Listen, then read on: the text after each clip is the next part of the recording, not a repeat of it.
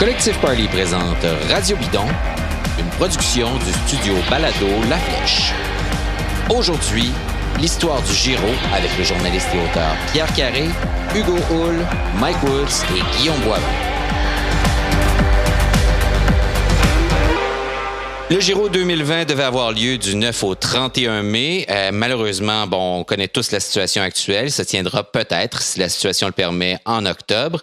Mais ça nous donne l'occasion de revenir en arrière et de revoir cette course-là, cette course magnifique à étapes qui est souvent éclipsée par le Tour de France, qui est la plus grande course cycliste au monde, on le sait. Pierre Carré est journaliste à Libération. Il est l'auteur de Giro, la course la plus difficile dans le plus beau pays du monde. C'est un livre magnifique que je me suis procuré l'automne dernier alors que j'étais de passage en France. On le rejoint alors qu'il est actuellement dans les Pyrénées suite au confinement qu'on connaît là, en France. Et on voulait lui parler de ce livre-là qui est magnifique. Donc, Pierre Carré, bonjour d'abord. Bonjour. Est-ce que vous avez eu la permission de ressortir votre vélo pour l'instant ou vous êtes toujours confiné, pas le droit de rouler? Reprise lundi en France. Ah oui? Lundi qui arrive, là? Oui, tout à fait. Lundi, jusqu'à présent, les cyclistes Thibaut Pinot, Romain Bardet devaient s'entraîner sur leur balcon, tout simplement. Bon. Alors là, ça va être terminé. Ils vont pouvoir retourner sur les routes. On sait qu'en Espagne, là, il y a plusieurs coureurs qui ont eu la permission au début de cette semaine de retourner rouler. On a vu leurs photos à tous sur les réseaux sociaux. Ils étaient tous très contents de lâcher leur home trainer pour sortir à l'extérieur. On les comprend.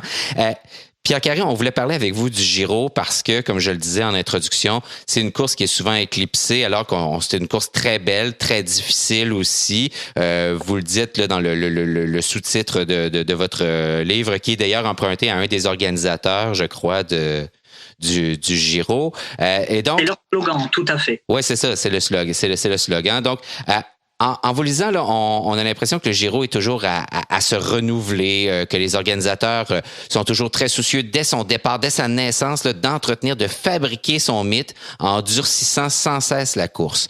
Est-ce que c'est parce qu'on considère là, qu'il doit subir la comparaison avec le Tour ou si c'est parce que le Giro est un outil de propagande politique, sociale, religieuse, qu'on doit faire ça, qu'on doit sans cesse durcir comme ça? C'est vrai que la relation de amour-haine entre le Giro et le Tour va conduire les organisateurs à chercher un état d'esprit. Si le Tour de France est la plus grande course, alors le Giro doit être la plus belle, la plus dure. Et on le voit encore récemment, le nouveau calendrier de l'Union cycliste internationale ne donne pas du tout la part belle au Giro. Le dernier jour du Tour d'Italie, on a en même temps une étape reine du Tour d'Espagne et Paris-Roubaix. Alors les organisateurs sont furieux, parle d'une insulte au bon sens, il y a l'histoire centenaire du cyclisme, de masochisme.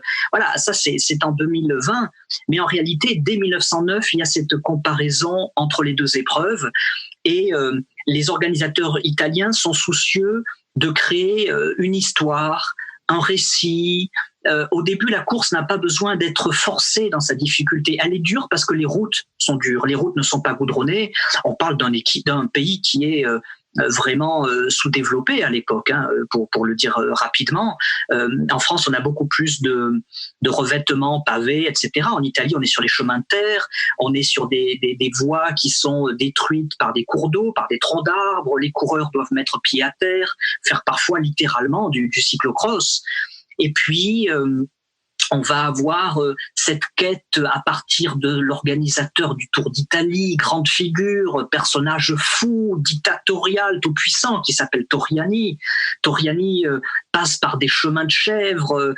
Quand on lui dit mais les voitures pourront pas passer parce que si une voiture cale, les coureurs derrière vont être bloqués. Il dit c'est pas grave, je vais contacter l'assurance, la compagnie d'assurance, et si une des voitures cale, on aura la permission de mettre les passagers de la voiture dehors et on jettera les voitures dans les fossés.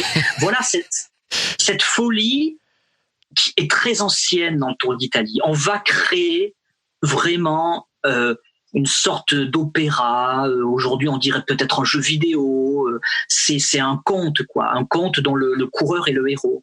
C'est une fable. C'est vraiment, on utilise cette course-là pour magnifier ces personnages-là qui vont devenir des symboles pour l'Italie. Certains vont être des symboles de modernité, comme Fausto Coppi, par exemple, alors que d'autres, son antagoniste principal, Bartali, va être un symbole justement religieux, de conservatisme. Donc, et eux-mêmes, là, quand on lit dans votre livre, c'est très intéressant parce qu'eux-mêmes comprennent le rôle qu'ils ont à jouer là-dedans et ils vont tenir ce rôle-là. C'est théâtre. Exactement, c'est ça. C'est du théâtre. Il y a des harlequins, il y a toutes sortes de personnages classiques comme ça du monde du théâtre. Et surtout, il y a énormément de drames épouvantables sur le Giro. Et j'ai envie de voir avec vous quels sont les moments qui peut-être ont fondé la mythologie du Giro, s'il fallait en choisir quelques-uns, là, des étapes ou des événements dans l'histoire du Giro qui ont fait qu'on retient cette course-là, que cette course-là reste dans les annales et qui sont ceux qu'on se raconte encore aujourd'hui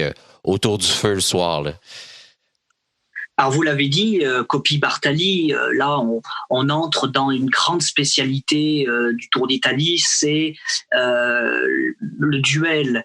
Il y a des duels sur d'autres épreuves cyclistes, mais certains philosophes, anthropologues expliquent que l'idée de duel, elle est inhérente à l'Italie. Alors nord-sud, est-ce que vous êtes plutôt Vespa, Lambretta, à l'opéra vous êtes plutôt Calas, Tebaldi, Milan, Rome? Bon, Coppi Bartali, ça y est, on a un duel impeccable. Leurs passes d'armes en 46, 47 sont extraordinaires. 49, Buzzati vient écrire, l'immense écrivain vient faire un récit sur le Tour d'Italie. Je pense aussi à Bondone en 56. Charles Gaulle s'impose au terme d'une étape hallucinante sous la neige. Les cyclistes terminent avec les lèvres bleues, se jettent dans des baignoires. Certains mangent du savon en pensant que c'est un morceau de pain, mais de toute façon ils sont affamés. À l'époque, ils consommaient beaucoup d'amphétamines pour se réchauffer, et en fait, c'était des moteurs, des moteurs qui s'alimentaient des locomotives qui mettaient du charbon, mais ils étaient en danger de mort ce jour-là. Et c'est à la fois un exploit, une tragédie, Bondone. Pantani, puisqu'on parle à la fois de tragédie d'exploit aussi, ouais.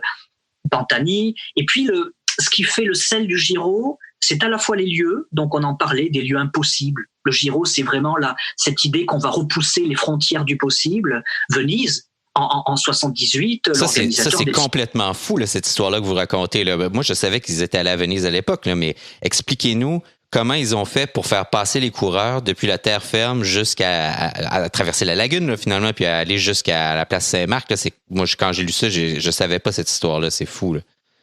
Ben, c'est totalement incroyable. Ils vont passer par des petites ruelles qui font 1,50 m de large, ouais. en plein contre-la-montre, hein, c'était un chrono. Et ils arrivent effectivement, vous l'avez dit, à la place Saint-Marc. Il va se poser le problème du franchissement du Grand Canal, qui est très très large. Et à cet endroit-là, il n'y a pas de pont. Bon, qu'est-ce qu'on fait? Et qu'à cela ne tienne, l'organisateur décide de faire un pont de, je crois, 300 ou 400 mètres, en mettant des bateaux côte à côte et en mettant par-dessus une passerelle métallique. Et pour vous montrer le délire et le délice du Giro, certains coureurs se plaignent en disant « mais si on met un coup de frein trop brusque, on va tomber dans l'eau ». Et l'organisateur répond « écoutez, franchement, si c'est ça qui vous bloque, j'ai la solution. Je vais mettre des hommes grenouilles qui seront prêts à vous repêcher en cas d'accident. » Voilà un exemple. On a ce départ de la Cipressa, du Poggio, qui est la dernière difficulté de Milan-San Remo, ouais. Contre la montre en descente, tout simplement. Et là, même chose, là on est dans les années 80. Et là, les coureurs disent qu'il va y avoir des morts. Là. Je pense que c'est Stephen Roche à l'époque qui dit oui. On va se tuer. Là. Il dit ça et l'organisateur leur répond bah non, j'ai mis des ambulances dans tous les virages. Donc c'est cette folie. Donc les lieux sont fous, les personnages sont fous. Vous le disiez, on est au théâtre. Il n'y a pas que des Coppi, des Bartali, des Merckx. Il y a aussi tous les acteurs génériques. L'expression a été tout simplement inventée par celui qui a créé le Tour d'Italie en 1909, qui s'appelle Armando Cugné. Il parle d'acteurs génériques parce que quand même, dans le Tour d'Italie, il y a cette idée que on parle de tout un pays, de tout un peuple, les grands, les petits, les riches, les pauvres.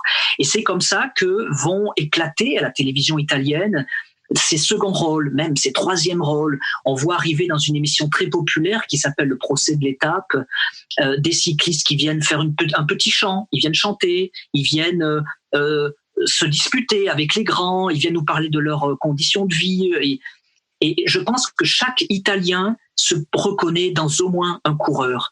Et c'est très fort ce phénomène d'identification. C'est pour cela que le Tour d'Italie est un mythe.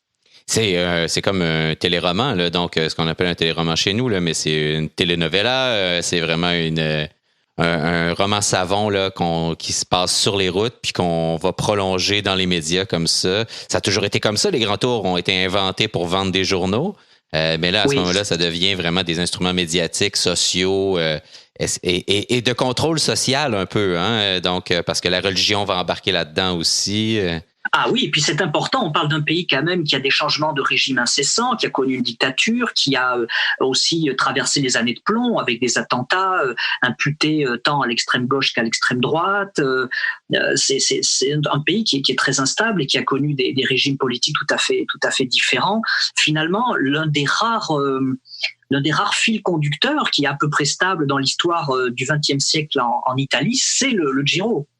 Si vous voulez bien, Pierre, on a quand même des coureurs locaux, plusieurs coureurs québécois, canadiens qui ont participé au Giro au cours des dernières années. On va en écouter un. On en a trois avec nous aujourd'hui, dont Guillaume Boivin, qui fait partie de l'équipe Israël Startup Nation, qui a participé au Giro. Il nous dit qu'est-ce qu'il y a de si spécial pour lui dans le Giro. Et puis ensuite, il nous raconte là, un moment pour lui, un moment marquant là, d'un de ses Giros à lui.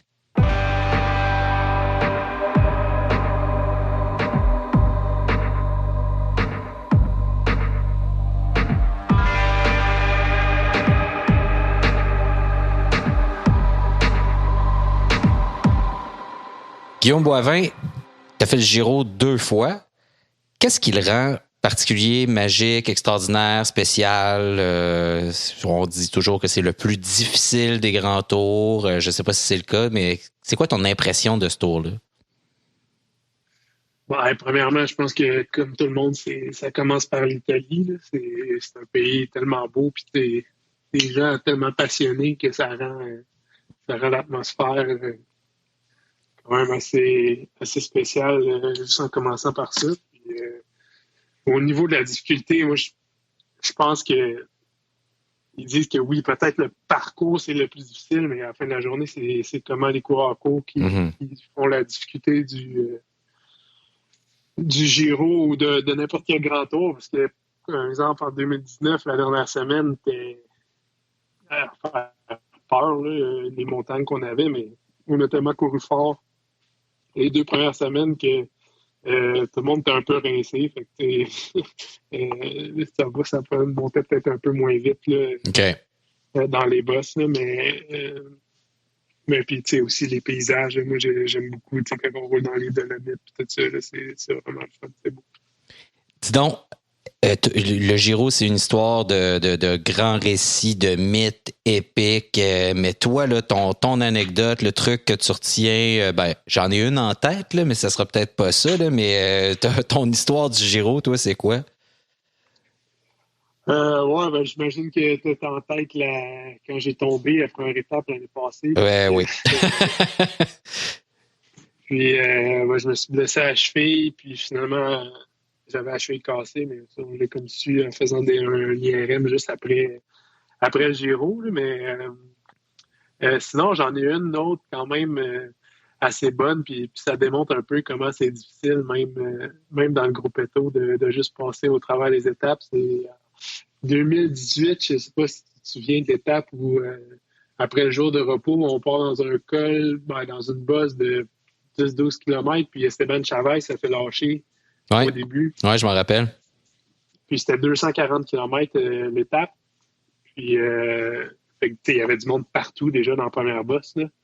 Puis moi, je me souviens que j'étais dans le deuxième groupe, ou en tout cas, j'étais avec Viviani, puis les sprinteurs qui passent quand même bien les bosses. Puis dans la descente, on a fait la descente à bloc. Puis mon jeu de direction était comme un peu lousse. Puis je sais pas si c'était déjà freiné à bloc avec un jeu de direction lousse, là, mais c'est pas super le fun. Ouais. Ça fait comme de la vibration, puis tu perds un peu du grip de la roue avant. Fait que j'ai manqué un virage. J'ai pas tombé rien, mais tu sais, j'ai juste un peu passé tout droit, puis j'ai perdu de groupe, si tu veux, dans la descente. Puis, tu sais, pour mettre les gens en contexte, quand on est dans la descente avec les gars de Gruppetto, puis on veut absolument revenir, là, c'est honnêtement, tu te fermes les yeux, puis tu prends le virage, j'espère que tu sors de l'autre côté vivant. Puis, enfin bref, fait que là, j'étais plus dans le groupe. Puis nous, on avait un coureur dans l'échappée, donc la deuxième voiture était devant, puis l'autre voiture était derrière le dernier Gruppetto. Mais à ce moment-là, il était déjà une dizaine de minutes derrière mon groupe. Donc, puis moi, j'appelais dans la radio, puis étant donné que les distances étaient trop grandes, il n'y avait rien qui se rendait, fait que j'avais aucune communication avec personne. Puis, je savais pas si j'étais encore dans la course ou non.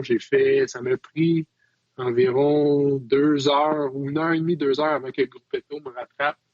Puis, tu sais, tu te dis, est-ce que le Gruppetto, ils ont comme arrêté parce que c'était une étape de 240 km, ils n'ont déjà aucune chance. Fait que pendant comme un bon bout, je roulais tout seul, puis le monde, il pensait quasiment que j'étais comme un touriste qui passait sur le parcours. Puis, tu sais, 10 minutes, c'est correct, là, mais 1h30 à avoir comme zéro communication. Puis, là, j'étais là. Je me suis vu les flèches, là. C'est comme, j'étais complètement dans le néant. Puis, j'avais un peu peur que mon tour soit fini parce que je savais pas comment le Gruppetto était derrière, puis tout ça. Donc, c'est quand même une bonne histoire. C'est comme les tours de l'ancien temps, là, des gars qui se perdaient, puis... il y avait du monde vraiment partout sur la route, sur cette étape-là. Puis quand le Gruppetto m'a rattrapé, il devait avoir 20-30 coureurs, je sais pas, je me souviens plus trop. Puis pendant 240 km, on a dû mettre presque 7 heures. Il n'y a personne qui s'est dit un mot. Le monde, il tournait, on prenait les bosses, puis tout le monde était comme dans le fond, là, parce que c'était dans la dernière, je pense que c'était genre, j'ai le goût de dire, début de 3e semaine, peut-être. Fait que pendant 7 heures de temps, il n'y a pas un gars dans le Gruppetto qui s'est dit un mot. Puis on est passé à la ligne avec, en voyant que finalement, on a fait le time cut. On aurait pu rouler pas mal plus lent que ça, mais...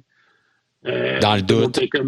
Ouais, puis on a passé la ligne, puis tout le monde avait comme un soulagement, puis il s'est fait des petits sourires, puis il tape dans le dos, good job. Puis, mais pendant 7 heures de temps, ça m'avait marqué que c'était tous des gars que je connaissais. Je me souviens, Sven Toff était là, puis personne s'est dit un mot, puis on faisait juste tourner à bloc pendant toute la journée. Fait que c'est une journée qui va rester dans ma mémoire quand même assez longtemps, je pense.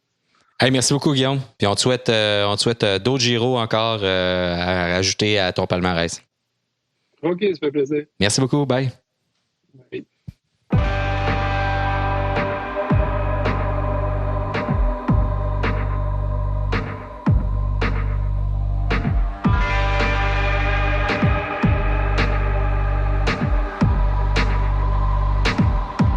Donc, le Giro, cette course plus grande que nature, où on est toujours en train d'essayer de réinventer les choses, de faire les choses les plus difficiles possibles. Dans ce que Guillaume Boivin nous raconte, une étape difficile, donc longue, alors que tous les grands tours aujourd'hui sont à essayer de petites étapes, très punchées, très rapides, plus télévisuelles. Le Giro, lui, a l'air d'être encore peut-être pris dans sa tradition, à vouloir continuer de faire du cyclisme old school, la vieille école, et de faire les choses à sa manière avec des étapes très, très longues, encore très difficiles. On parlait des grands duels tantôt. Est-ce qu'il y a des étapes marquantes, Pierre Carré, auteur de Giro, dans cette histoire-là dont vous vous souvenez, là, des moments là, qui sont entrés dans l'histoire? Ce qui est drôle dans l'histoire du Giro, c'est que, bon, bien sûr, il y a une dizaine d'étapes qui sont tout à fait mythifiées, mais beaucoup plus que le drame, on s'attache aux personnages et on s'attache au lieu. Le lieu est un personnage à part entière dans l'histoire du Tour d'Italie. Qu'est-ce que vous entendez par là? Les lieux sont extrêmement marquants. En réalité, on connaît peut-être plus de noms de lieux clés dans l'histoire du Tour d'Italie que de noms protagonistes. Longtemps, c'était une course italo-italienne. Alors, tous ces noms ne sont pas forcément connus du grand public, à commencer par Ghirardengo. C'est le premier qui a porté le titre de Campionissimo, bien avant Fausto Coppi. Ghirardengo, en réalité, a assez peu brillé à l'international et il n'est pas connu, il est moins connu. Alors que si je vous dis Stelvio, l'Etna, le Vésuve, c'est quand même la seule course du monde qui danse sur des volcans en activité. Stelvio, qu'est-ce qu'on peut ajouter? Monte Zoncolan. Zoncolan, qui est une trouvaille récente. Alors c'est vrai, vous avez raison, le Giro tient absolument à garder ce terrain de jeu, des montées très très dures, très sèches, sur des routes qui ne sont pas asphaltées. Alors on a cette nostalgie, on est dans un vélo très romantique en réalité. Pendant longtemps, les organisateurs ne se sont pas forcés pour avoir des chemins qui étaient sans bitume, sans goudron. Aujourd'hui, oui, il y a tout le concept des Strade Bianche. Et vous demandiez des étapes marquantes, par exemple, il y en a une à laquelle je repensais l'autre jour, qui est un petit peu oubliée. Nous sommes en 98 et Marco Pantani va gagner son premier Tour d'Italie. C'est une étape qui passe par, il doit y avoir 3 ou 4 cols ce jour-là, dont l'un qui s'appelle la Marmolada. On y passe moins ces dernières années, mais la Marmolada, c'est un cauchemar. Ça fait partie de ces cols à l'image des Dolomites, très très très dur. Pantani monte le col. Et puis, il avait prévu d'attaquer dans la Marmolada. Alors, il s'approche d'un de ses coéquipiers qui s'appelle Roberto Conti et lui dit « Dis donc, mais c'est encore loin la Marmolada parce qu'il faut que j'attaque, moi, là-dedans. » Et Conti lui dit « Mais attends, tu te rends compte qu'on vient d'en monter la moitié ?» Et Pantani n'avait fait strictement aucun effort à ce stade-là. Il montait comme s'il était sur un pont d'autoroute à ce moment-là. On sait pourquoi, et on mais... voit on voit ce personnage qui en fait est dans un autre monde, quoi. Et ce qui le rend certainement touchant, ce qui le rend triste, ce qui le rend très émouvant. Il y a un trou entre Coppi et Bartali. En fait, il y a le grand récit extrêmement héroïque et tragique du Giro reprend directement à Pantani après Coppi. Ce qui n'empêche pas que entre les années 60 et les années 90, il y a beaucoup d'histoires de trahison, par exemple. Alors, les Giro Moser-Fignon, le Giro Moser-Fignon, essentiellement, il est extraordinaire. Et ça, c'est dans la continuité du duel, c'est le duel sale, le duel fourbe. Mais ça c'est une histoire complètement débile là, que vous racontez dans le Giro, et je dis débile parce que on a de la difficulté à la croire tellement elle est invraisemblable, et je crois qu'il y a un contre-la-montre, et c'est dans ce duel entre Moser et Fignon où Laurent Fignon va accuser l'organisation du Giro de l'avoir bloqué avec un hélicoptère, c'est bien ça, et donc d'avoir... Oui.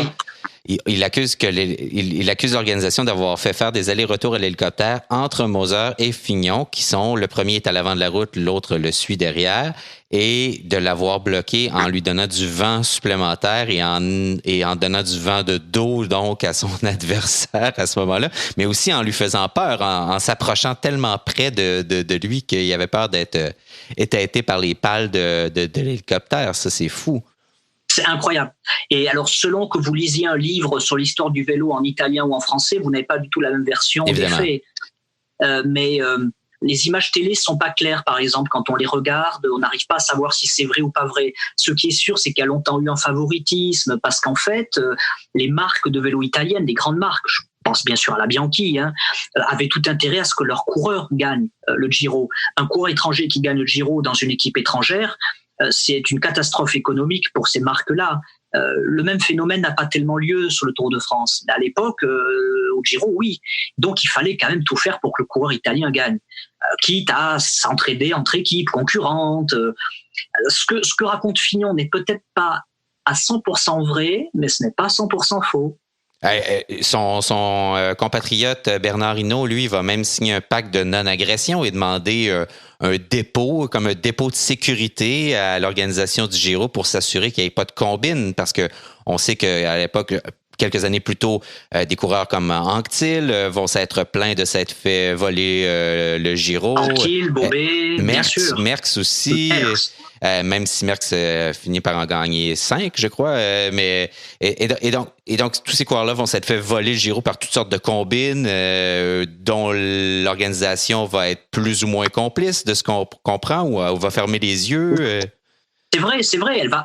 Mais on est dans un système où la course de vélo est une entreprise de spectacle, l'organisateur un entrepreneur de spectacle, et il lui appartient de choisir ses héros.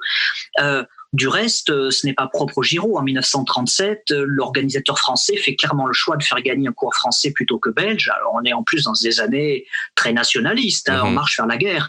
Mais au Giro, c'est vrai que c'est encore plus installé comme pratique parce que cette grande figure de Torriani, l'organisateur, veut vraiment, il a ses têtes, voilà. Il faut tout simplement que certains gagnent et d'autres pas. Par exemple, Gemignani raconte qu'on lui a fait perdre un Tour d'Italie le dernier jour ou l'avant-dernier jour en installant un chemin qui n'était pas prévu sur les cartes au dernier moment, chemin sur lesquels s'est produit quasiment une centaine de crevaisons parce qu'évidemment, ils étaient tout à fait pleins de trous, de gravier, etc. Et par contre, les 2-3 coureurs italiens qui devaient gagner cette année-là avaient été prévenus par l'organisateur, ont pris le matériel adapté et n'ont pas crevé. Exemple parmi d'autres de quelque chose qui est romancé, amplifié, mais qui s'appuie sur un vrai fond, sur un fond de vérité. On a ça sans arrêt, on a même des voitures de l'organisation qui viennent tirer dans l'école des coureurs qui sont en difficulté pour les aider à gagner. Ou qui vont en bloquer d'autres, là, ouais.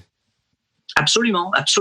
Et cette idée de complot va très très loin parce que quand Eddy Merckx en 1969 est contrôlé positif sur l'étape à Savone, il va, encore jusqu'à aujourd'hui d'ailleurs, il est persuadé qu'il a été victime d'un complot. Alors est-ce que ce complot, s'il a existé, implique l'organisateur afin de plutôt favoriser un coureur italien? Est-ce que c'est un complot interne à sa propre équipe qui aurait peut-être été acheté par encore une autre équipe? C'est un épisode fascinant et qui va très très loin. Mais la question se pose même, par exemple, pour le contrôle le contrôle à l'hématocrite de Marco Pantani en 99. Oui, qui fait écho à celui de Merckx. On voit un complot là aussi. Là. Absolument. Oui. Et donc, un complot assez complexe où on ne sait pas trop. On soupçonne même la mafia d'être impliquée là-dedans. Donc, la mafia napolitaine pour des raisons de paris, de choses comme ça. C'est bien ça c'est ce que vous racontez, en tout cas ce que vous évoquez dans votre livre. Oui, à qui profite le crime Pantani? Ouais. Et puis, il y a le mystère demeure sur sa mort. Sa famille est persuadée qu'il a été assassiné, peut-être par un dealer.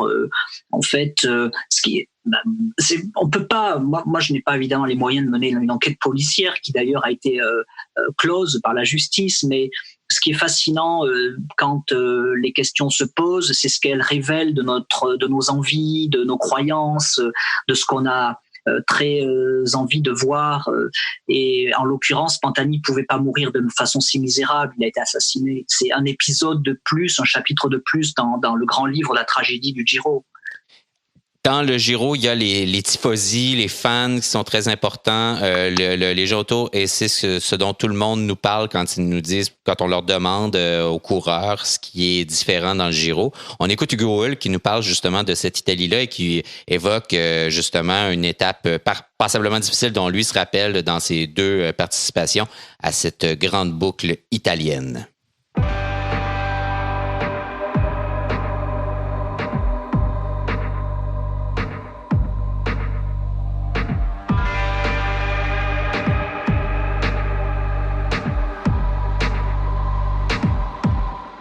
L'ambiance italienne, je veux dire, chaque grand tour a un peu la saveur du pays qui est unique. Là, tu vas à Nice, c'est pas du tout la même ambiance que tu vas retrouver en France.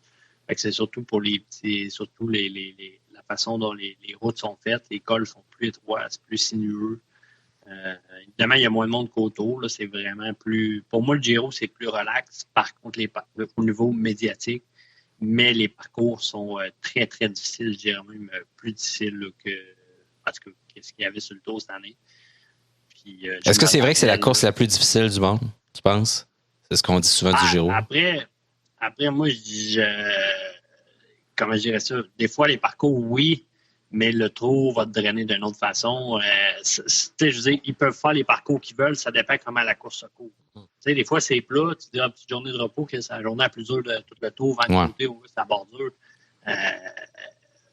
Fait que, tu sais, tu peux pas regarder juste le profil de dire, ça, c'est la course la plus dure au monde. Ça dépend tout le temps ce que tu fais.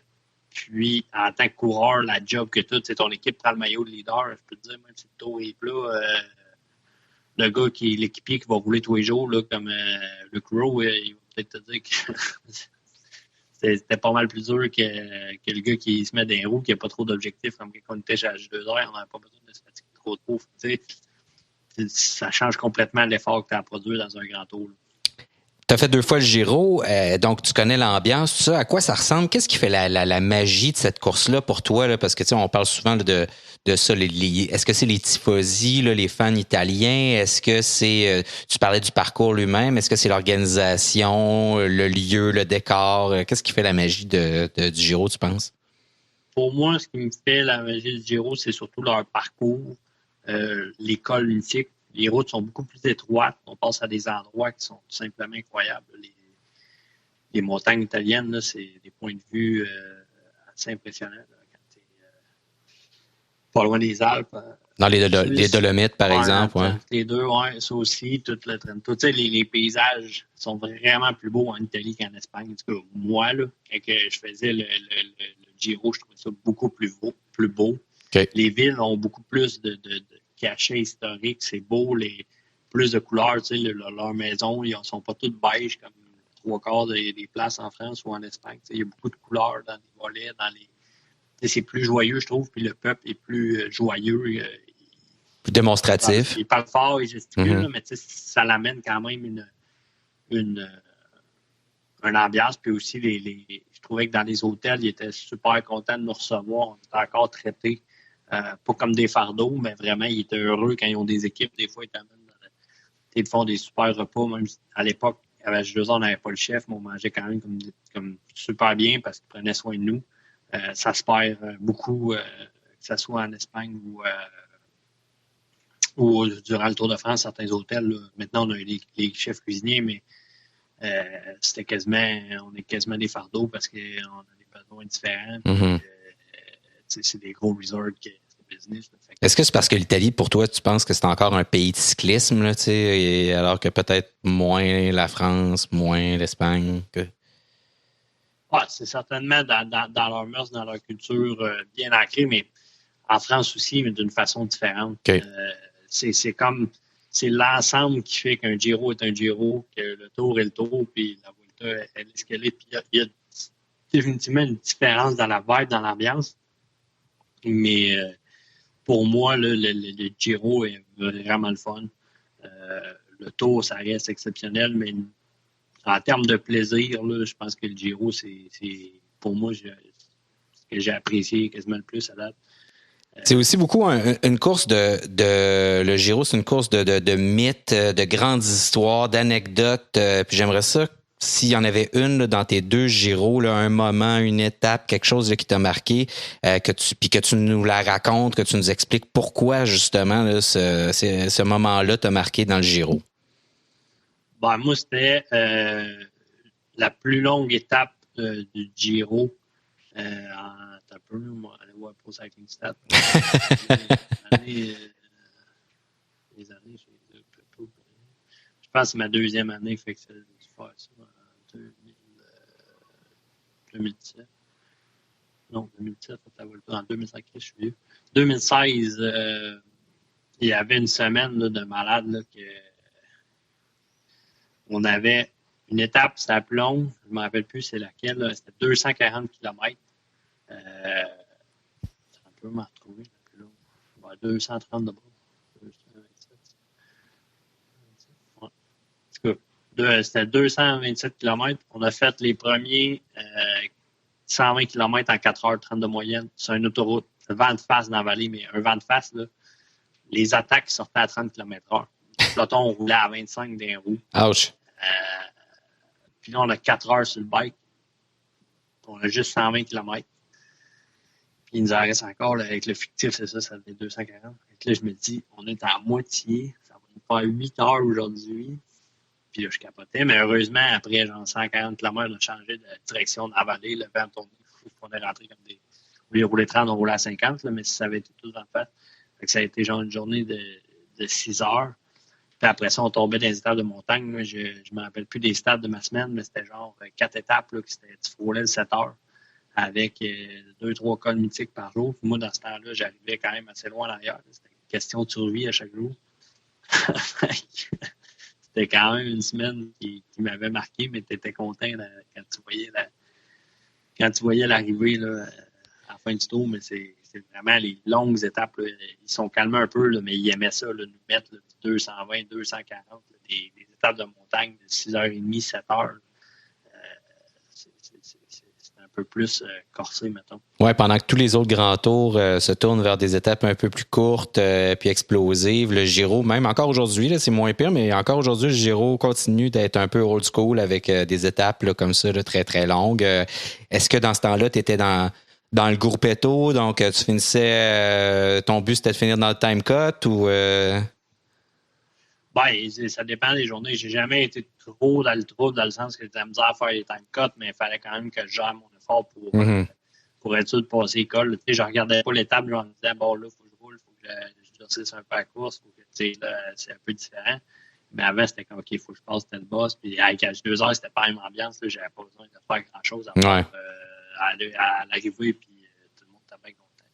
C'était pas la même ambiance, là, c'était pas la même dynamique. Fait que c'est un peu différent. Là. Mais ouais, c'était surtout de survivre, mais j'ai jamais été trop dans le trouble parce que j'étais un coureur un peu passe-partout. Tu sais, je suis pas un sprinter, des fois, il paye quand même pas mal plus, mais peu importe, quand tu as une mauvaise journée, là, tu payes aussi. Grosse journée au bureau plate, là. Ouais, c'est ça.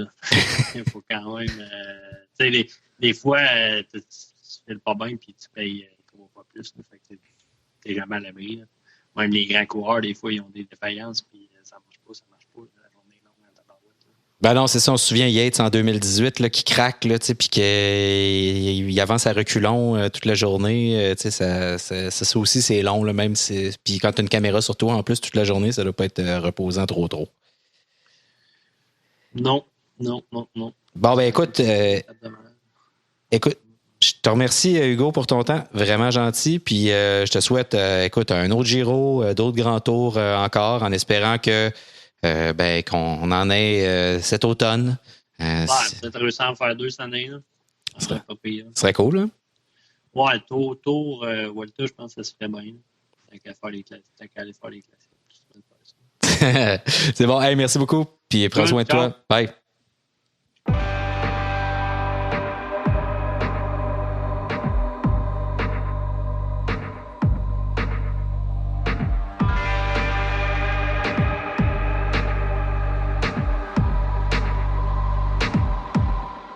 Avant ce récit de Hugo Hull, Pierre Carré, on évoquait un peu les grands mythes, les tragédies du Giro. Vous en avez parlé aussi plus tôt, des combines, les trucs, tout ça, bon, la mafia. Et tout ça participe à l'idée là, que le Giro, vous le dites aussi, est italien en tout. J'ai l'impression que le Giro fabrique des saints, des martyrs, des grands pécheurs, des figures christiques. On se souvient de l'image de Pantani là, qui arrive en haut de la montagne, les bras en croix. Donc, ce sont toujours des images. Et même quand les Italiens sont ailleurs, continuent de perpétuer dans cette image-là du cyclisme. Est-ce que le Giro est ça? Est-ce que le Giro est une espèce d'évangile sportif ou alors est-ce que c'est est-ce qu'il fabrique des récits homériques du sport? C'est un peu tout ça en même temps? Il y a une tension moraliste très forte dans le Giro. On parle d'une course qui est régulièrement bénie par le pape, qui parfois a reçu les coureurs individuellement. Pantani est revenu tel le grand pêcheur au Vatican lorsque la course s'était lancée de la cité du Vatican. Coppi, qui à l'époque venait de divorcer, n'était pas le bienvenu. Le pape avait, depuis son balcon, fait, je crois, une homélie dans laquelle il disait que il ne pouvait pas y avoir de pécheurs.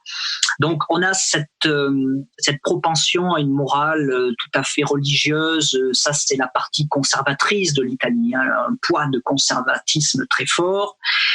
Et puis, forcément, disons que presque par réaction à cette immense, à cette chape de plomb, il y a la partie truand, on va dire, et puis il y a un entre-deux très compliqué. Il y a des Coppi n'est ni un martyr, ni un bandit, ni un héros, ni le plus grand dopé de l'histoire. C'est tout ça, Coppi. C'est tout ça, donc ça en fait un personnage unique. C'est tout ça à l'extrême. Et c'est en plus un personnage d'une grande bonté, d'une grande sagesse, qui transmet beaucoup de son savoir. Dans les années Coppi-Bartali, les duels sont un peu faussés par déjà les tifosi qui poussent les spectateurs. Il y a le troisième homme dont on parle moins, qui est Fiorenzo Manni. Manni, certains jours, il était aussi fort que Coppi ou Bartali, même plus fort. Lui, on l'a longtemps soupçonné de faire venir des bus entiers de supporters qui le poussaient à tour de bras, si bien que lui, il faisait pratiquement pas, il donnait pas un coup de pédale, quoi. Bon, c'est un peu exagéré, mais ça situe l'esprit de l'époque. Et c'est très tôt, ça, hein, parce que même avant que le Giro existe, sur les premières courses italiennes, à la fin du 19e siècle, début du 20e, il y avait un coureur qui s'appelait Gerbi, qui était un grand tricheur, qui était un coureur tout à fait formidable. Il trichait, il se faisait disqualifier tout le temps, et puis il faisait des scandales à l'arrivée en disant « Mais quoi, j'ai rien fait ?» Et ses supporters venaient devant la Gazzetta, ils brûlaient du papier journal pour obtenir sa réhabilitation. En fait, c'est parce que Gerbi, c'était le champion de sa région, quoi. Et il y avait un phénomène d'identification très fort. Tous les gens se sentaient derrière Gerbi. Donc, qu'il gagne, qu'il triche, qu'il gagne loyalement, peu importe, il fallait qu'il gagne. Et je crois que ce phénomène d'identification, il joue encore beaucoup pour les tifosi. Avant d'être italien, vous êtes milanais, vous êtes sicilien, vous êtes napolitain. Et donc, s'il y a un champion qui est votre icône, qui tire toute une région vers le haut, vous devez de lui être fidèle. Et par opposition, si vous pouvez jeter une peau de banane sous les roues des coureurs concurrents, surtout ne vous gênez pas. Donc, d'un côté, il y avait ce Giro unificateur, ce Giro qui cherchait à avoir des héros qui pouvaient incarner l'Italie au complet. Puis vous le racontez, les premiers grands héros qui vont parler italien et non pas des patois locaux seront ceux qui seront probablement le plus appréciés par la presse, par l'organisation. Bon, c'est un peu la même chose les deux, puisque la Gazzetta dello Sport et l'organisateur du Giro, comme l'auto et ensuite l'équipe sont l'organisateur du Tour de France. Ce que vous racontez aussi, c'est que en même temps, il reste ce régionalisme-là qui donne un peu de piquant là, à la course, puisque ça fait qu'on va encourager tel ou tel coureur. Quand vous parlez des différents coureurs, dans votre livre, vous évoquez toujours d'où ils viennent. Un tel vient de Toscane, un tel vient de Ligure, tel vient de... Ça, c'est très, très important. Oui, bien sûr. Il y a un restaurant italien dans lequel j'étais allé à Paris un peu par hasard, et il se trouve que c'était un restaurant sicilien. Alors, je vous laisse imaginer quel était le grand champion qui se trouvait sous verre accroché au mur. Forcément, c'était Nibali, ouais. Et voilà. Ouais. Mais il connaissait pas plus le sport ou le vélo que ça, mais Nibali était le héros, quoi, hein, de Sicile. Le requin de Messine. Ah ben bien sûr, le requin de Messine est l'un des très rares coureurs du Sud qui est gagné. Alors Nibali, il vengeait à la fois la Sicile, tout le sud de l'Italie qui a été dominé par le Nord politiquement, économiquement, socialement et sportivement. Ouais. C'est une revanche. Même dans l'histoire la plus récente, là, on parlait là, du côté là, plus grand que nature, plus fou là, du Giro. Là, et l'organisation continue d'entretenir ça jusqu'à aujourd'hui, mais il y a aussi la position dans le temps, j'ai envie de dire, dans l'année là, du Giro qui fait que d'aborder la haute montagne, par exemple, au mois de mai, ça donne toutes sortes de possibilités. Les histoires de neige en montagne datent pas d'hier. Je pense récemment, l'histoire de Andy Hampsten en 88 sur le Gavia, qui est une histoire très connue parce qu'elle est plus récente, a été racontée on peut avoir des récits de première main, mais il y a d'autres histoires comme celle-là. Il y en a plein, là, des histoires de coureurs qui arrivent à moitié gelés, de courses annulées, de choses comme ça. Donc, ça date même dans les Abruzzes au tout début, avant même qu'on est dans les Dolomites et dans les Alpes, ça arrivait ça aussi. Donc, ça aussi, ça fait partie là, la météo fait partie là, du grand mythe du Giro. Eh oui, c'est un autre personnage, la météo. Oui, et puis vous parlez du mois de mai. Si le Tour d'Italie se déroule cette année, nous serons en octobre, ça risque d'être tout aussi pittoresque. En fait, au début, on a beaucoup la poussière, on a des tempêtes de poussière parce que justement pas de bitume sur les routes, ouais. Et on a des cyclistes qui vont mourir un petit peu comme des mineurs, un petit peu comme des tailleurs de pierre. Ils vont mourir d'une sorte de silicose. Leurs poumons sont chargés de poussière, okay. Et c'est absolument horrible et pas très connu comme histoire. Mais les premiers cyclistes italiens sont morts parfois 40 ans, 50 ans de cette épouvantable maladie. Et puis, bon, après, l'autre ennemi du coureur est devenu la neige, la grêle, la pluie glaciale. Les récits sont incroyables et forment une grande continuité entre les tout débuts du Tour d'Italie et puis, dont 1988 avec Amstin. On a parlé tout à l'heure de Bondone avec Charlie Gaulle, mais 1914, le 24 mai 1914, c'est peut-être l'étape la plus dure de toute l'histoire du Giro. Il fait une pluie absolument monstrueuse. Le peloton grimpe dans ses strières. Ce jour-là, il y a énormément d'abandon et c'est un carnage absolu. On a malheureusement trop peu de témoignages de cette époque-là, mais déjà le décor est planté. C'est une course dans laquelle les coureurs vont pleurer, vont parfois sur le vélo, ne pourront pas freiner, vont tomber de froid, vont se réfugier dans des petites auberges, dans les maisons qu'ils vont trouver dans des cabanes, se jeter sous les voitures pour se faire réchauffer par le moteur. Ce sont des histoires absolument à la fois épouvantables et bien sûr tout à fait merveilleuses. Oui, qui sont fondatrices justement du mythe là, par la suite. Et malheureusement, ils n'auront pas tous la chance, comme Andy Amston, d'être enduit de vaseline de la tête aux pieds. Quelques années plus tard. Ce qu'il a sauvé. Hein. Ben oui. Mais pour avoir des mythes, il faut des martyrs. Et c'est vrai que là, on retrouve un peu peut-être l'esprit cruel de l'organisateur qui accentue la difficulté pour avoir ce mythe. Et on continue comme je le disais, de fabriquer ces mythes-là. Mike Woods est un coureur canadien bien connu. Mike a participé au Giro, dont une édition particulière qui a fabriqué peut-être une des dernières ou des plus récentes très grandes histoires ou un des moments forts qu'il va nous raconter à l'instant, après nous avoir dit pourquoi lui aussi il trouve que le Giro est une course particulière et magnifique.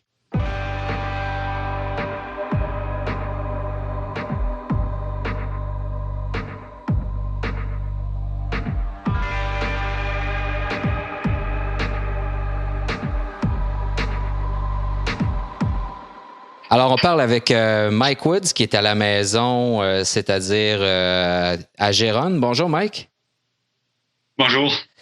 Mike, normalement, en ce moment, ça devrait être le Giro d'Italia. Tu as participé 2 fois au Giro, c'est bien ça? Oui, 2 fois. Si tu avais à décrire cette course-là, pourquoi elle est spéciale? Qu'est-ce qu'elle a de particulier? Qu'est-ce que tu dirais? Pourquoi le Giro, il y a une espèce d'aura de magie, de mystère autour de cette course-là? Mais pour moi, le Giro est le plus difficile des grands tours. C'est le plus exigeant physiquement, le plus difficile du point de vue des montagnes et de la distance. Pourquoi donc ça? Pourquoi c'est si difficile? C'est toujours plus loin que les autres grands tours. Toujours, tu as plusieurs montagnes que les autres grands tours.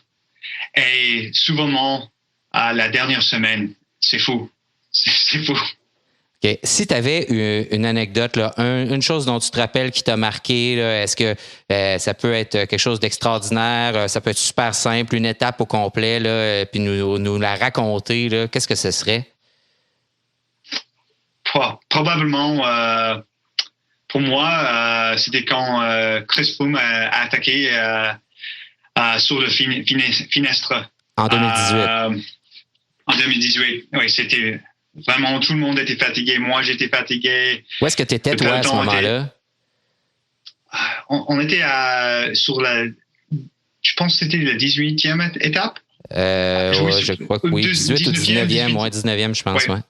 Oui, 19e. Et la course était le plus dur course de ma vie. On a roulé si fort chaque jour à cause de Simon Yates. Simon Yates avait le maillot, mais la façon que Orca Greenedge a couru était vraiment un peu, pas nécessairement bizarre, mais il n'avait pas beaucoup d'expérience dans cette position. C'était la première fois où ils avaient vraiment une coureur qui avait le potentiel de gagner la course. Et à cause de ça, il a roulé si fort et pas contrôlé les échappes proprement, à mon avis. Et chaque jour, même pendant les jours qu'ils pouvaient rouler un peu plus lentement, ils ont roulé fort. Et quand on arrivait à la 19e étape, tout le monde était à bloc. Et on est arrivé sur la fenêtre et tout le monde était complètement fatigué. Et puis, à ce moment, ça c'est quand Chris Froome a attaqué. Ouais. Et je me souviens, j'ai terminé, je pense que j'étais 30e ou 35e sur l'étape. Et j'étais plus de 30 minutes en arrière de Froome. Et j'ai roulé assez fort que je pouvais. C'était incroyable.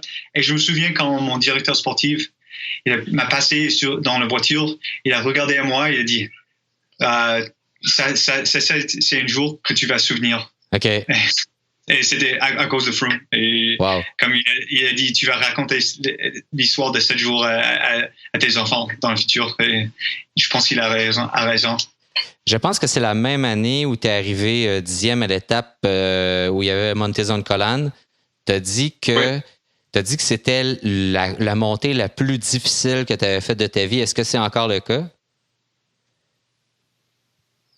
Oui, certainement. C'est entre le Zocolan et l'Angliru. Oui, qui est sur la Vuelta. Une montagne en Espagne. Ouais.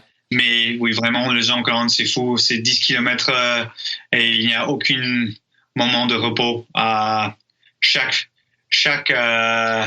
kilomètre, c'est à 10%, à mon avis. Donc, il pique. C'est fou. Et quand tu arrives, même si tu es même si tu es la dernière coureur dans le peloton, c'est fou. C'est si dur. Ne serait-ce que pour faire le time cut, c'est difficile. Ouais, voilà. Ouais. Mike, merci beaucoup. Et est-ce que s'il y a des courses, parce que bon, on le sait pas trop, là, mais s'il y a des courses cet automne, est-ce qu'on va te voir sur un bike? Oui, j'espère certainement. J'espère que je peux commencer avec le Tour s'il commence et certainement au championnat du monde s'il existe, s'il le pousse pas. Ouais. Merci. Oui, vas-y. Championnat du monde. Donc, la jambe va bien, la rémission va bien. Oui, certainement. Bon. Ben, merci beaucoup. C'était une chute terrible sur Paris-Nice. On a regardé ça. On avait tous le cœur brisé pour toi. Mais bon, ça donne comme bien pour toi ce qui se passe en ce moment. Tu perds pas ta saison. À mon avis, je suis vraiment chanceux. J'ai le potentiel c'est possible que je ne manque aucune course cette année. Et j'ai cassé ma femur. Donc, oui, je me trouve que je suis un peu chanceux à ce moment. Merci beaucoup, Mike. Et puis, bonne chance. Bonne fin de rétablissement. Bonne chance avec le bébé et tout, la famille. Bravo pour tout ça. Puis, à bientôt. Merci.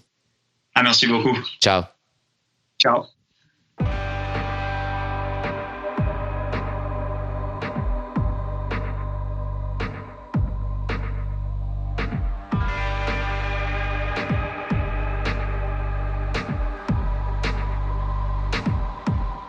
Cette étape là, du Finestre dont nous parle Mike Woods, une échappée là, vraiment monstrueuse de la part de Chris Froome de 80 km dans cette montée extraordinaire. Est-ce que d'abord, j'ai envie de dire, on est encore ici dans cette espèce d'idée là, que le Giro est en odeur de scandale, plus ou moins. Là. Donc, il y a toujours un parfum de scandale autour parce qu'à l'époque, Chris Froome est en attente là, de recevoir son jugement par rapport à un contrôle qui serait ou non positif, etc. Donc, mais le Giro l'invite quand même, alors qu'autour, on est... L'invite, elle paye. L'invite l'invitent à grands frais parce qu'ils savent que la vedette peut attirer peut-être aussi des spectateurs. C'est une vieille tradition. L'organisateur a toujours payé les grandes stars du Giro, toujours. Et c'est l'étape, c'est vrai, qui vous avez raison, elle est dans le fil de la tradition. 86 km d'échappée, solitaire. On emprunte le Finestre, qui est ce col incroyable. Il manque quelques portions de route. Hein, on passe sur des chemins de terre. Ouais. Froome était hors jeu sur les précédentes étapes de montagne. Et là, il y a l'idée de la résurrection. On retrouve sur une journée ce qu'on croyait disparu dans le vélo. On a toute la tradition qui arrive à un seul homme, une seule étape. Et surtout venant d'un coureur extrêmement calculateur qui fait quelque chose qu'on l'aurait jamais vu faire sur le Tour de France, où son équipe Sky, qu'on appelle désormais, qui a changé de commanditaire, qui s'appelle Ineos maintenant, mais Sky qui est reconnu comme étant une équipe très robotique, qui a un peu englué le Tour de France dans des tactiques qui étaient avant ça celles de la Discovery, on peut dire aussi donc de contrôler la course et de la rendre un peu monotone. Est-ce que le Giro aussi, il est beau parce que justement, il est plus libre, plus fou, que les coureurs font des choses sur le Giro qu'ils ne feraient pas sur le Tour de France parce que le risque est moins grand sur le Giro? Oh oui, on dit que c'est la course la plus dure et bon, la plus belle, pourquoi pas. C'est aussi la plus folle, clairement. Et cette folie est appelée de ses voeux par l'organisateur depuis les tout premiers Giro. L'organisateur crée un terrain qui est propice au retournement de situation, avec des petites routes, avec des enchaînements de difficultés qui sont beaucoup plus compliqués. D'ailleurs, vous voyez que le Tour de France, depuis 2-3 ans, s'inspire du Giro, très clairement. C'est une première. Le Giro est en avance sur le spectacle sportif. Et comme par hasard, depuis que le Tour de France a modifié sa manière de penser le parcours, les étapes sont beaucoup plus dynamiques. Et au Tour d'Italie, c'est vrai, Froome va utiliser le terrain pour une tactique qu'on imaginait impossible sur les grands tours contemporains. En réalité, il ne pouvait pas asseoir sa domination trop tôt parce qu'il était à court de forme, il était un peu juste et il fallait surtout pas qu'il prenne le maillot rose trop tôt, il n'était pas capable de le défendre. Cette journée-là était assez calculée, ce qui la rend encore plus bluffante. Hein. Ça veut dire que son équipe et lui avaient décidé d'écraser la course sur 86 km. Et ils y sont arrivés. C'est la preuve finalement qu'il n'y a pas de fatalité. Le cyclisme ne devient pas ennuyeux. Le cyclisme, il est ce qu'on en fait, ce que les cyclistes en font, ce que leurs équipes veulent qu'ils en fassent et ce que les organisateurs créent pour eux. Bon, sur l'aspect strictement stratégique ce jour-là, c'est même porteur d'espoir. Je repensais juste de mémoire aux dernières années justement du Giro. Je pensais à la mort tragique de Walter Wayland, à la grève des coureurs, à des tentatives de faire un prix de la descente la plus rapide qui était revenu là, il y a seulement quelques années, à Kruijswijk qui va venir s'encastrer dans les congères, à Dumoulin qui s'arrête pour déféquer au bord de la route et qui va remporter la course quand même, presque juste pour pas être celui qui a perdu le Giro en s'étant arrêté pour faire caca pendant la course. Et donc, le Giro est effectivement une fabrique à rêves, à histoire invraisemblable et fabuleuse que vous avez décidé de rassembler dans votre livre. Il n'existait aucun livre en français sur le Giro. Aucun Français ne l'avait fait. Il y a des dizaines et des dizaines de livres sur le Tour de France. Est-ce que c'est du chauvinisme pour terminer, Pierre Carré? Est-ce que c'est à cause que les Français sont trop amoureux du Tour qu'ils ont jusqu'à maintenant fermé les yeux sur la beauté du Giro, ou du moins assez pour en écrire un livre? C'est vrai qu'il y a une part de chauvinisme, certainement, que je regrette, et j'ai essayé de briser ça. Et puis, longtemps, ça a été une course de niche qui n'était pas diffusée sur les chaînes gratuites en France, le Giro. Donc, seule une petite poignée d'initiés regardaient, seule une poignée d'amateurs regardaient. Si vous voulez, le Tour de France, c'est une course pour les gourmands et le Tour d'Italie, c'est une course pour les gourmets. Ah, c'est magnifique. Bon, on termine comme ça, Pierre Carré. Je vous laisse donc ce dernier mot. Merci beaucoup d'avoir été avec nous. Bonne chance pour ce déconfinement, le retour sur les routes lundi. On vous souhaite du beau vélo et puis des jours plus heureux. Merci David. Merci à vous. Merci pour votre livre magnifique aussi. Au revoir.